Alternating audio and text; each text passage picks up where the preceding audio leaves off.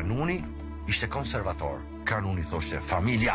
Kanuni nuk është vetëm gjakmarrja, gjakmarrja është drejtësia. Ka të bëjë me drejtën ekonomike, ka të bëjë me drejtën shoqërore, me drejtën familjare. Ja, është kushtetut. Është kushtetut, përfshin gjitha. Si shtetet helene, si principatet italian. Jetën brenda gardit të shtëpisë. Në kanun e udhëziste femra.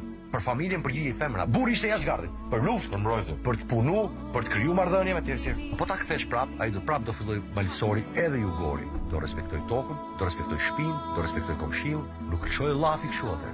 E mase e peshoje 300 herë llafi. Ishte respekti ndaj madhit, ishte hierarkia shoqërore, ishte respekti ndaj fëmijës dhe ndaj femrës i padiskutueshëm. Po të vrisje femër të çrrënjoste fshati, fisi jo të çrrënjoste. Ti ishte edhe gurta themelë, është shport. Ti nuk e borë që vërti femër. Le fëmija pastaj. Pra, kjo ishte konservatore. Dhe bënte që të kishte populli moral, qytetari, ai malçori, qoftë edhe i varfër. Kishte moral, kishte nder, dinjitet dhe moral. Pastaj, nëse ke njëri të moralshëm, atëherë ti po mund të ndërtosh një shoqëri të shëndosh.